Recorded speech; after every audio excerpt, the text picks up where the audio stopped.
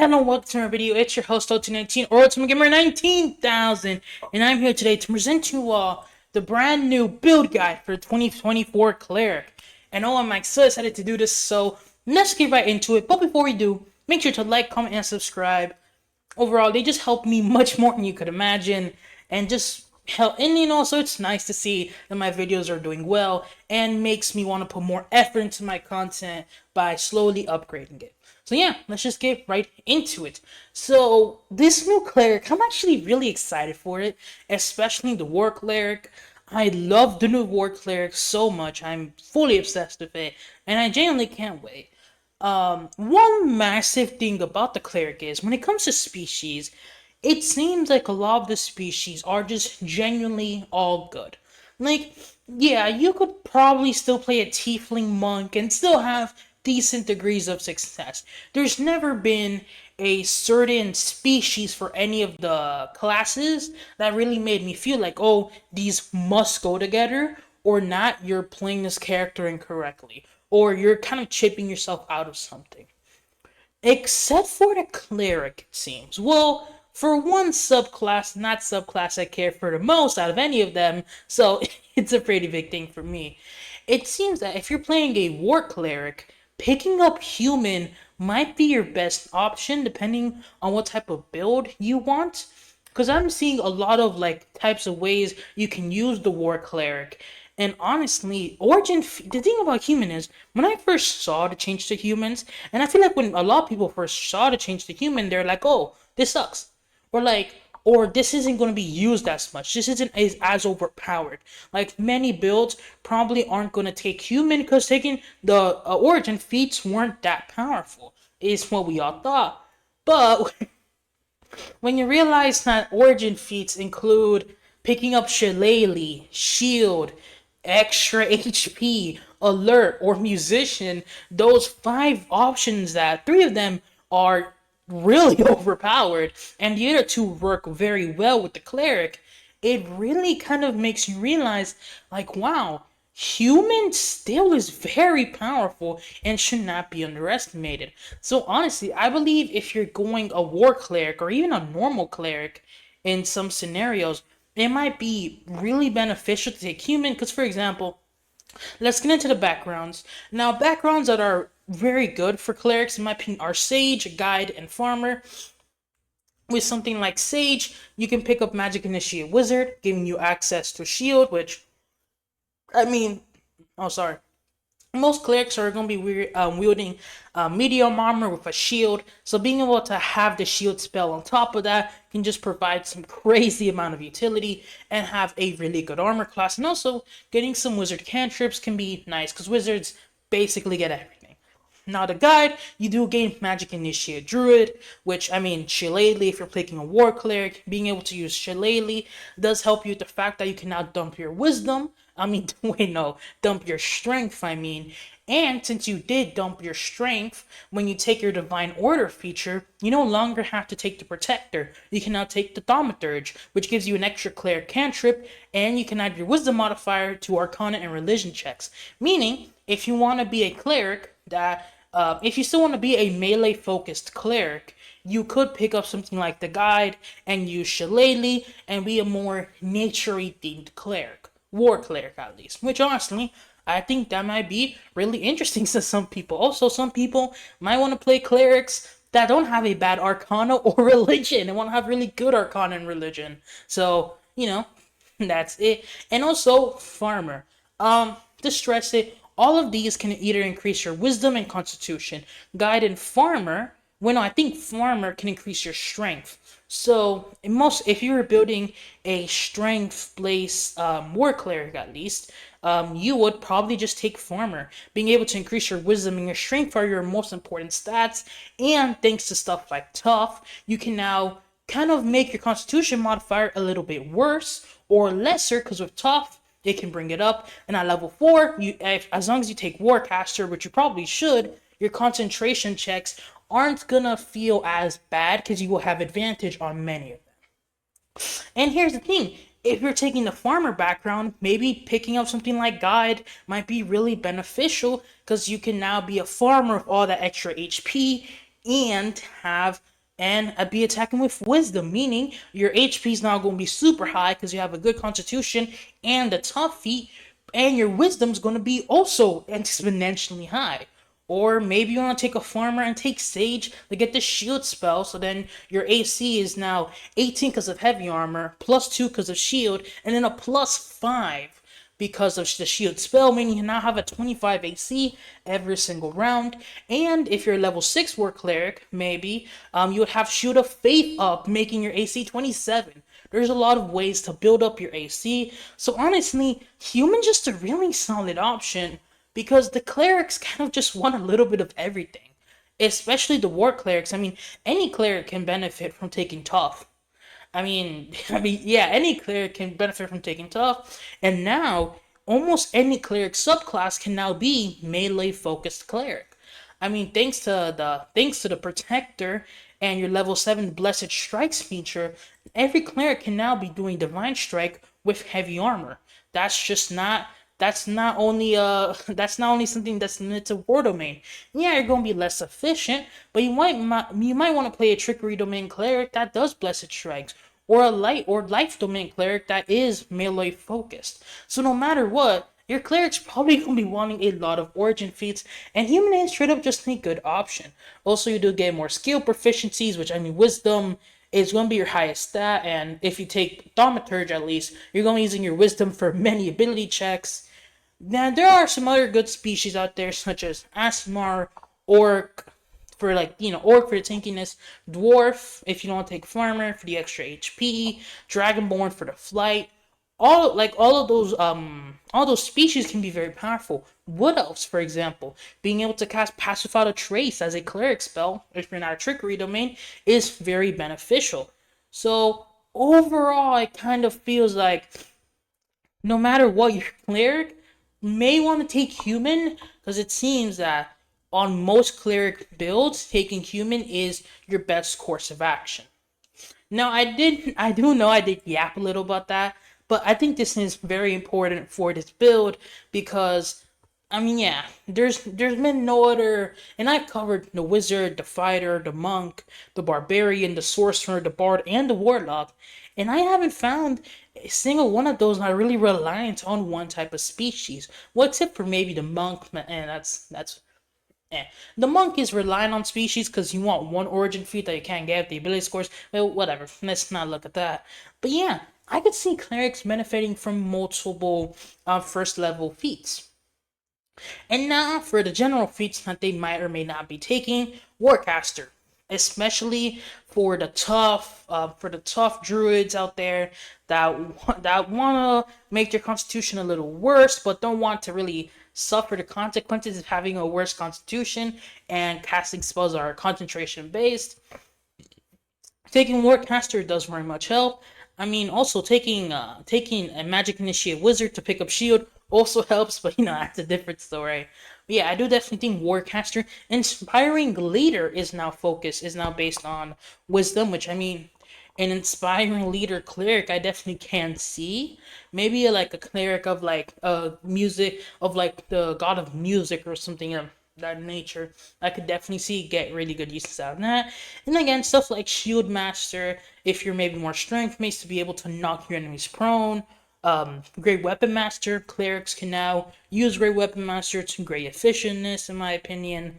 Yeah, honestly, anything that can increase your strength. Oh, Fey Touch. Fey Touch might be a good one to pick up something like Misty Step on your cleric, which can be very beneficial. Any other feats that I think I should probably mention here? No, I guess if you're not a war cleric, you could take something like Polearm Master. If you're not a war cleric, I feel like that could probably work. But if you are a war cleric, honestly, you're probably gonna be having a bonus action attack more times than not. And also, as a war cleric, your one hit DPS is so ridiculously high that I think you'll be fine. So yeah, now let's get into subclasses. Now, the first one I will be mentioning is the Life Domain Cleric. So I feel like when most people imagine clerics, they kind of do imagine the Life Domain Cleric just being able to do absorbent amount of heals, and yeah.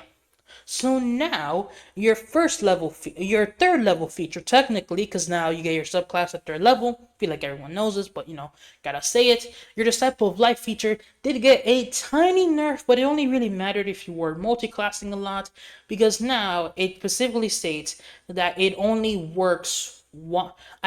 Okay, the exact well, basically what it means is that spells like Goodberry or Aura Vitality no longer get the benefit from your Disciple of Life feature. That's pretty much it. Healing in general, all the healing spells did get their healing potency basically doubled.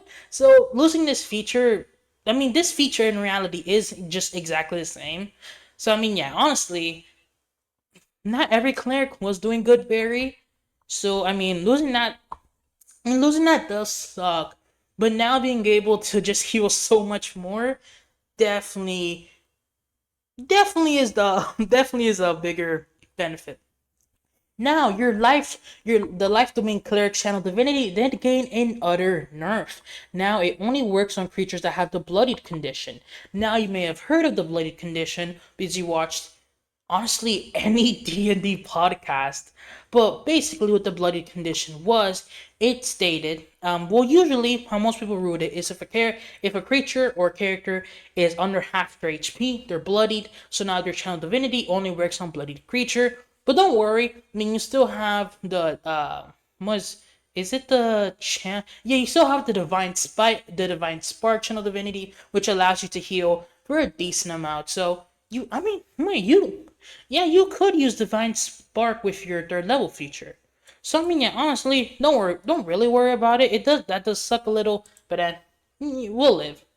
And now their spell list has changed a little. They now gain aid instead of spiritual weapon, which honestly, I'm surprised they didn't get aid because that made so much more sense. But yeah, now they get mass healing word instead of beacon of hope. At level 5, they get aura of life. Oh wait, hold on. Okay, hold on. I did it wrong. I wrote my things wrong. They now get mass healing word instead of beacon of hope, which yeah, I mean this honestly just makes sense. At level 7, they get aura of life instead of guardian of faith, which I mean, yeah, I'm kind of surprised they didn't get these spells, because it kind of doesn't make sense that they would get Guardian Faith, but not like Aura of Life. Like, it literally has a life inside of it. How did they really not get that? That's weird to me. But then now they also gain Greater Restoration instead of Raised Dead, which honestly, I think most people would take Greater Restoration. Greater Restoration is something that at higher levels is almost must have. Like, genuinely, Greater Restoration is basically a must have. So getting it for free is really nice. Now, your sixth level feature is around the same, and your level 17 feature is also around the same. Overall, the life cleric was always solid. I never really thought of someone seeing and they're like, oh, the life domain cleric is really bad or overall really too OP. I mean, the one thing that was really OP was really because of multi-class, which at that point, do you have to nerf a base class if multi-classing is too powerful? I know that's a big point of contention, you could say. But yeah, overall, I'm kind of a little about it. But yeah, that's the life domain. Now we get into the light domain. So the light domain was always kind of the wizard from Wish. I mean, I don't know about you, but I loved using Shadowheart as a light domain cleric. As soon as I got access to Withers, I would always respec her trickery domain into a light domain. She was still playing cleric because light domain is just so unnecessarily good. I mean, it's really just Fireball the movie. It does suck when you get to House of Hope though, and you see your full two bar. It's just fire and radiant damage, and you're like, oh, like that. That's when it kind of starts to suck a little. But you kind of just let your other party members deal with that, and just have her on healing. So now their spell list has changed a little bit. They now get See Invisibility instead of Flaming Spear. They now get Arcane 9 instead of Guardian of Faith. So yeah, it seems like they're more focused on light spells or spells that can kind of replicate light. I don't know if that really makes sense. They still do get Fireball though, so if anyone's worried about them losing Fireball, don't worry about it. Now, your warding flare feature has changed a little bit. Back then, you used to have to wait until 6th level to impose disadvantage on an ally's attack. Now, you can just do that for free. That's good. And also, it now works on creatures who can't be blinded. That is pretty damn nice. Now your Dawn of Light Channel Divinity feature is mainly in change. It still dispels darkness and does all of that stuff, but it also works against enemies that are. It now works against enemies that are behind total cover. So that's nice. Now, improved warding flare basically allows that if you're using it on yourself or an ally, whoever gets targeted by that feature in like the good way, I guess is the best way to say it, they now gain 2d6 temporary hit points, 2d6 plus your wisdom modifier. I mean, it's not a lot. And definitely, I feel like if you've been watching the new players, if you've been looking at any of my videos with Player's Handbook, I do definitely feel like temporary hit points are a little easier to get.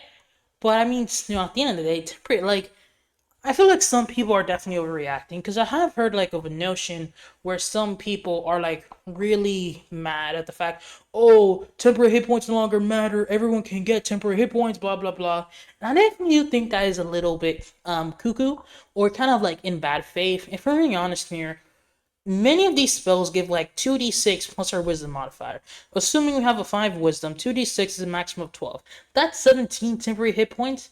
I feel like most high level bosses, or even like the lower level to middling level bosses, if they roll decent, not even good, like decent, will be knocking that out in one strike. So I think it's mainly more of an idea where it's like, yeah, you can get temporary hit points more often, but it's more of a like in smaller bursts. I feel like temporary hit points is kind of like, I don't know. If you've ever played a Dokkan Battle, which I know may be a weird reference, but I am a big Dokkan fan. I'm a big Dragon Ball fan in general. It's almost like giving a unit like 20% damage reduction or like 10% damage reduction. It's like you're not really doing too much with like 10% damage reduction, but like it still helps at the end of the day. Like if you're taking a million super, now it's only 900,000. Like it's still a lot, but you do appreciate it. So I do definitely feel it's kind of like low level damage reduction, but they don't want to actually impose damage reduction that's like 10% or 20% because then people have to do math, and when you gotta do a lot of math, then it's just you're doing too much. So yeah, overall, I think some people definitely are overreacting a little, but I do definitely consent that I feel like the way they now give out temporary hit points is a lot more. Oh, we're gonna give you like 3, but it is more meant to be damage reduction than anything else. Which some people may hate it. I kind of like it a little more. I mean, yeah, but I think we'll kind of get into that in the end of the video. Our 17th level feature, Corona of Light, was altered now with the light it animates imposes disadvantage on saving throws against radiant and fire damage, and also your Radiance of Darn channel divinity. But you can not only use it wisdom modifier times per day instead of whenever you want.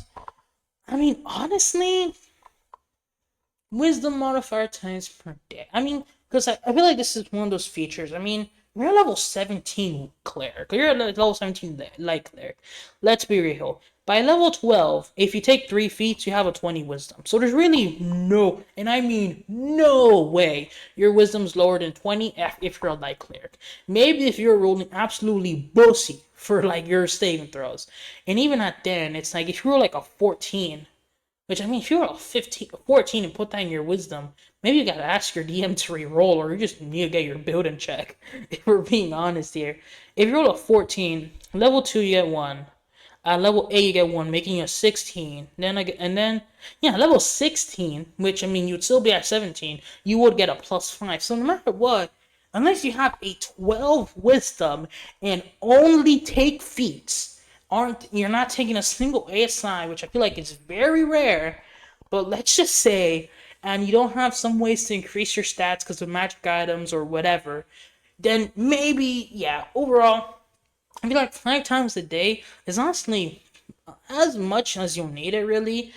I mean, most of your toolkit as a cleric is radiant fire damage, and your wizard, sorcerer, and even paladin will now very much appreciate the fact that their stuff that does radiant damage is just kind of a lot better. I mean, and yeah.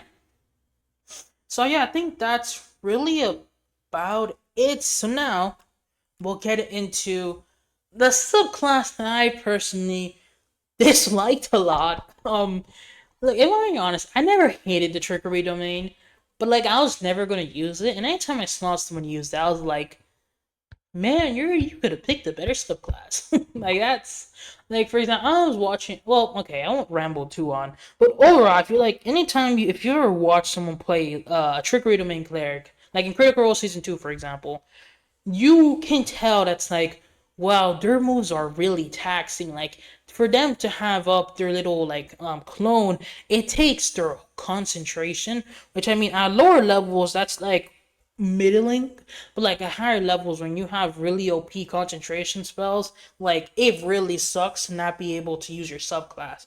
So let's hope that they did fix it. Level 3, Blessing of the Trickster got buffed, so now it gives advantage on stealth checks all day instead of an hour. I mean, honestly, I heard some people saying that this is not much of a buff. I mean, but now if you want to use this, your paladin or whoever's wearing heavy armor can now, not have disadvantage on stealth checks.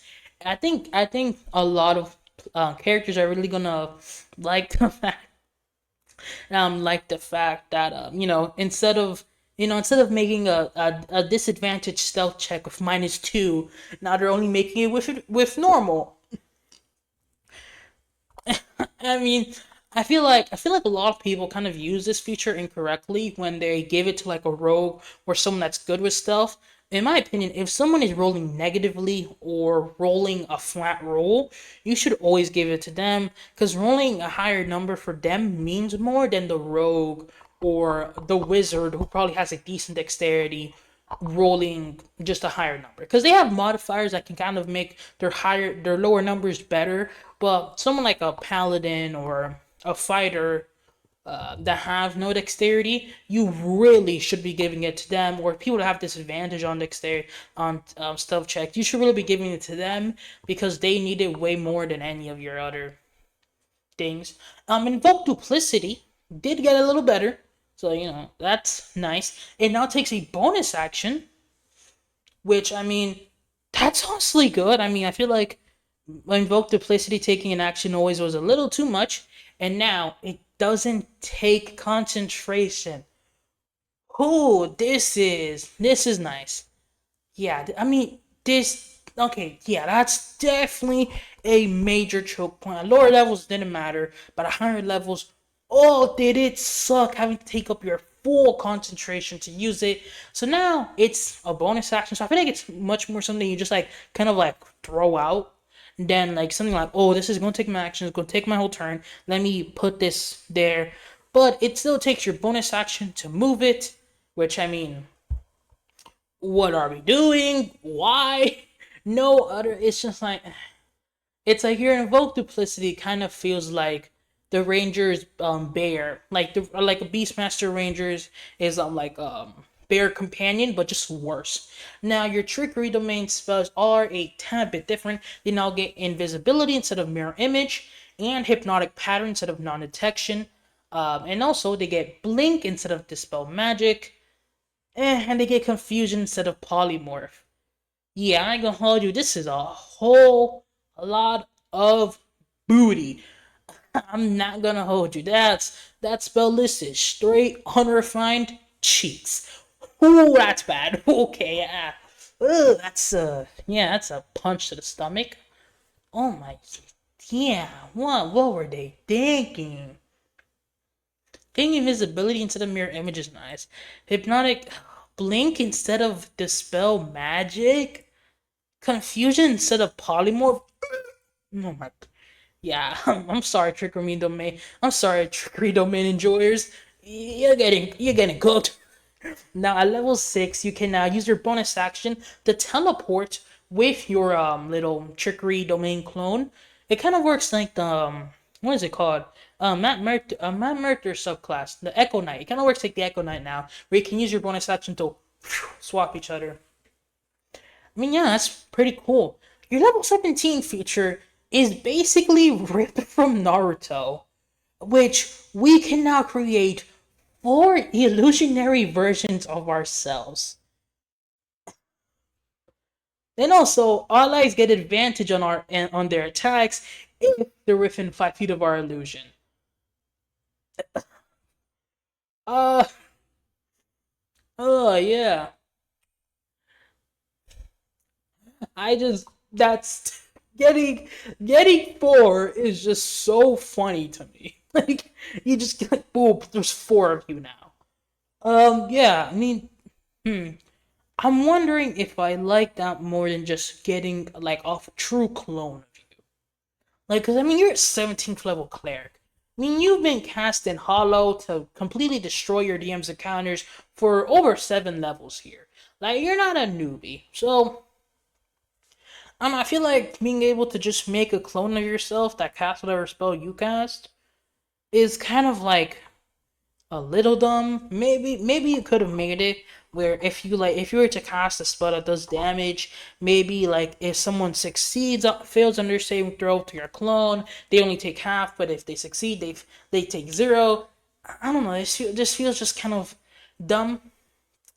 But also, if your illusion were to like pop or get rid of next to a creature of your choice, it now heals hit points equal to your cleric level.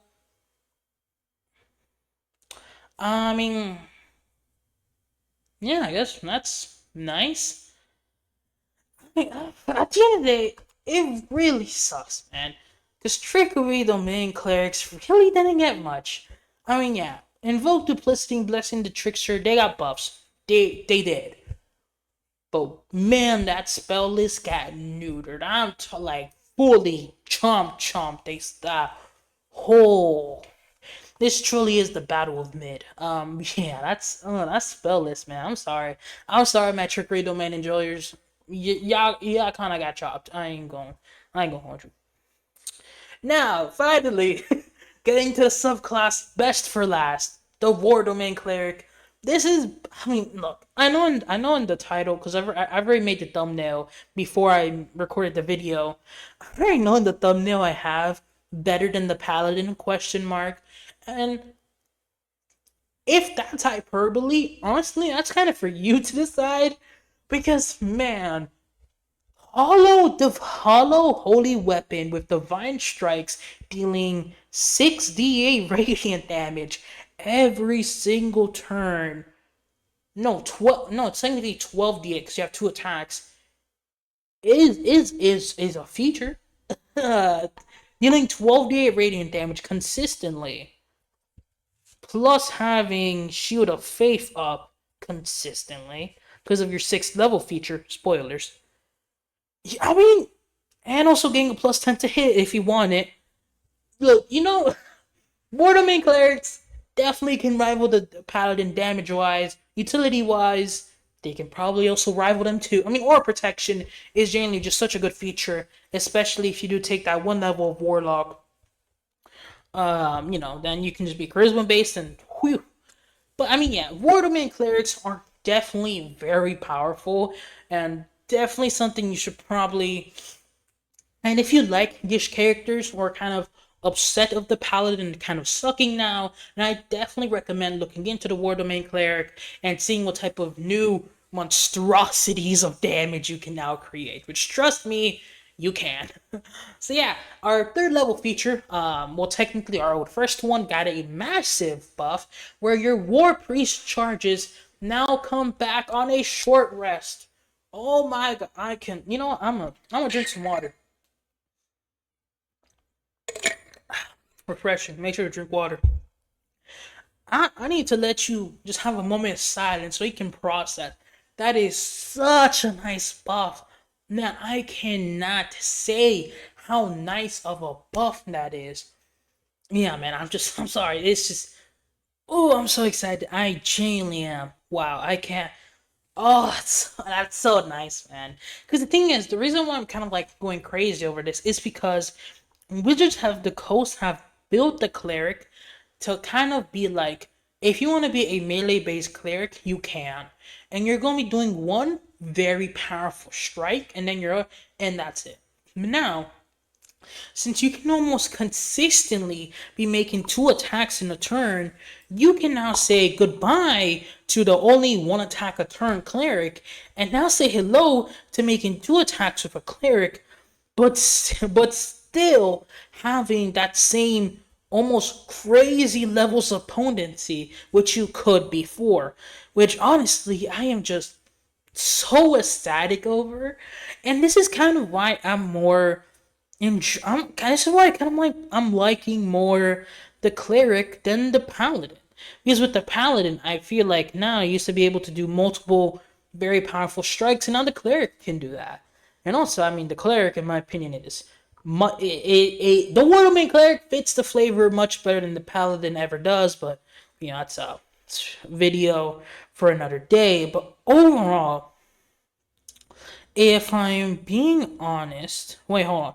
I know I may be stretching something, it's because I wanted to look up because there's a bunch of new spells that are very powerful that I want to see. Yeah, okay, no. All right, check the comments because make sure to check the comments because there are some spells that really make martials OP. Well, spell casting based martials OP, and if clerics do get them, I will leave them down below. If not, then don't worry about it. But yeah, sorry for that. You probably just skipped over it most likely. And yeah, now let's get into our channel divinity. It's literally the same, but now we can use it on us or an ally. Yeah, that's pretty good. No more waiting for level 10. It does use our channel divinity to give a plus 10 to hit. So yeah, use that. Use that as you see fit. Our prepared spell list is a little bit different now. We get Guiding Bolt instead of Divine Favor. And we now get Fire Shield instead of Stone Skin. And we get Steel Wind Strike instead of Flame Strike. Honestly, I am perfectly fine with that. Steel Wind Strike is such a cool spell. And I'm kind of happy that the clerics now get it. I just think Steel Wind Strike is a very nice thing. Now, our 6th level feature is much cooler. We can now use our channel divinity to cast Shield of Faith or Spiritual Weapon without spending a spell slot, meaning we can cast a spell for action if we must, and it doesn't require concentration. And I know you may be saying, wait, hold on, spin that back? Yeah, Spiritual Weapon is now concentration. Ooh, I know a lot of people are mad at that, and I mean, I feel like many newer DMs when they saw the spell Spiritual Weapon, they're like, "Oh, that's concentration, right?" Oh no, it isn't, and they're like, "Huh?" So I feel like definitely a lot of people are now pretty damn mad, and I mean, eh, if we're being honest, like, yeah, now level 2 clerics do have something to concentrate on, which I guess. If you're an old, what is it called, Trickery Domain cleric, then I would feel so bad for you. But no, Trickery Domain doesn't require concentration, and now it just sucks free of concentration. Now I'm being mean, but yeah, honestly, screw Spiritual Weapon because your bonus action is going to be used every turn to just whack someone with. I guess if you can't whack someone anymore, whatever. But Shield of Faith, concentration free, is so underlooked. It's disgusting. Being able to get a +2 to your armor class completely for free, I don't think people realize that if you take human or if you just take the sage background, you can now get a 27 armor class, assuming you're wielding heavy armor, a +2 the shield spell, and Shield of Faith. You can now get to a 27 armor class, which honestly, hey, screw the 14 Constitution. You're almost never going to be getting hit with a 27 armor class. Now, if you input magical shields or armors or anything else that can give you a bonus to your AC, you're now going to barely be getting hit as a War Domain cleric, which honestly fits so damn good. Now for your 17th level feature, it's basically the same. Instead, any wording of non-magical versus magical damage is now gone. You are now resistant to bludgeoning, piercing, and slashing damage no matter what. You will just are resistant to it, which honestly, I very much like it. So yeah, Boredom Clerics, massively buffed. I am very happy. I love the new Boredom Clerics, and oh, I cannot wait to play them and find out ways to make them so broken. I am so excited to play the Boredom Cleric. Oh, you do not know. But yeah, in a general sense, I mean, honestly, it felt like I feel like one cleric subclass really got nerfed a lot, which was the life domain. Which I mean, eh, it's weird. The light domain cleric didn't get much changes, but the changes it did get were honestly pretty good in my opinion. Trickery domain, F's in chat because it still just kind of sucks. And war domain clerics got the facelift they deserved, and now make clerics potentially better paladins flavor wise and maybe even power wise, which I know for some people is definitely going to be controversial, and I'm probably going to get a bunch of comments saying I'm an idiot, I'm a poo-poo head, I'm wrong. Which, I mean, if you are going to leave a comment disagreeing with me about my take on cleric and paladins, which also I'm not entirely sure, I may change, but who knows? Make sure to be respectful, or I will Divine Smite your comment. Just because Divine Smite sucks doesn't mean I don't have access to the old version, so your comment will be get hit for 2d8 radiant damage, plus an extra 2d8 because of Divine Weapon, and yeah. But yeah, honestly, I think that's it for today's video. If you have any thoughts and opinions about the new cleric, like the changes or hate the changes, make sure to leave that down below. And yeah, I think that's your boy OT19 signing out. Peace!